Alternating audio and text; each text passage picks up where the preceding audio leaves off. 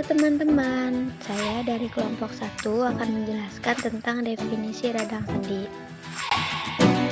Nah, radang sendi adalah peradangan yang terjadi pada satu atau beberapa sendi yang menyebabkan sendi menjadi sulit digerakkan karena kaku.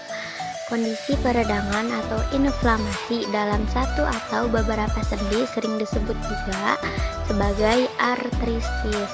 Pasien biasanya akan mengalami nyeri, bengkak, kemerahan, atau sensasi sangat pada sendi. Radang sendi dapat menyebabkan sendi kaku dan sulit bergerak. Nah, di sini ada beberapa penyebab radang sendi. Yang pertama, usia yang lebih tua.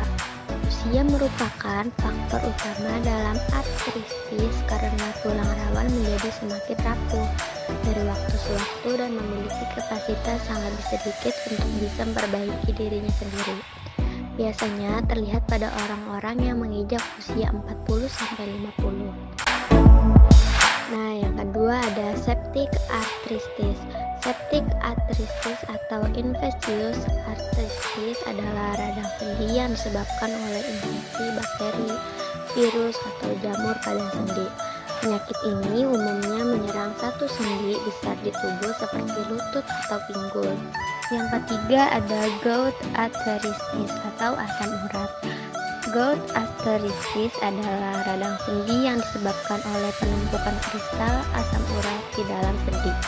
Kondisi ini lebih beresiko terjadi pada pria. Keempat ada osteoartritis. Osteoartritis adalah radang sendi yang disebabkan oleh penipisan dan kerusakan tulang rawan. Kondisi ini menyebabkan terjadinya gesekan langsung antara tulang. Yang kelima ada rheumatoid arthritis.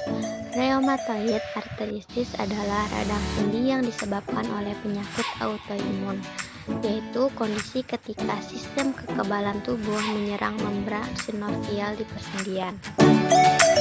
Terakhir ada reactive arthritis atau sindrom Reiter-Reactive arthritis.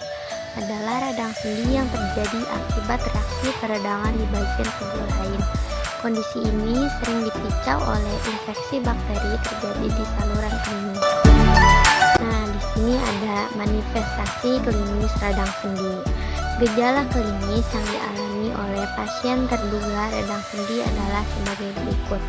1. Ada nyeri dan kaku pada sendi. 2. Gerakan sendi menjadi terbatas. 3. Kulit pada sendi berubah menjadi merah dan hangat. 4. Otot di sekitar sendi mengecil dan kekuatan melemah. Nah, selanjutnya ada pemeriksaan diagnostik radang sendi. Pemeriksaan yang dilakukan meliputi pemeriksaan fisik dengan infeksi adanya pembengkakan dan melihat kemampuan pasien dalam pergerakan sendi. Pemeriksaan lebih lanjut yang dilakukan seperti pemeriksaan darah, cairan, sendi, dan urin diperlukan untuk menguatkan diagnosis. Pemeriksaan diagnostik lain yang diperlukan dilakukan seperti USG, röntgen, CT, scan, dan MRI. Nah, seterusnya ada faktor yang dapat meningkatkan resiko terkena radang sendi. Usia biasanya osteoartritis yang sering terjadi pada orang yang berusia di atas 65 tahun. Jenis kelamin misalnya gout arthritis yang lebih sering terjadi pada laki-laki riwayat penyakit seperti penyakit asam urat, penyakit infeksi, atau penyakit autoimun riwayat cedera pada sendi atau obesitas. Di sini ada gejala radang sendi. Gejala radang sendi umumnya akan menimbulkan gejala berupa nyeri dengan skala yang bermacam-macam, mulai dari ringan hingga berat. Nah, ada 1. Kemerahan kulit pada bagian sendi yang meradang. 2. Ruang gerak sendi menjadi terbatas atau terganggu. 3. Kemerahan dan rasa hangat pada sendi. 4. Penurunan kekuatan otot di sekitar sendi. 5. Penyusutan ukuran otot di sekitar sendi atau atrofi otot. Nah, yang terakhir ada komplikasi radang sendi. Radang sendi yang tidak ditangani dengan baik berpotensi menyebabkan sejumlah komplikasi, Di antaranya ada gangguan tidur, serangan jantung, obesitas, peradangan, dislokasi sendi, tekanan darah tinggi, dan kerentanan terhadap infeksi.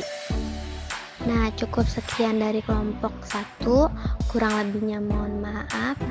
Bila ada salah kata, mohon dimaafkan. Assalamualaikum warahmatullahi wabarakatuh.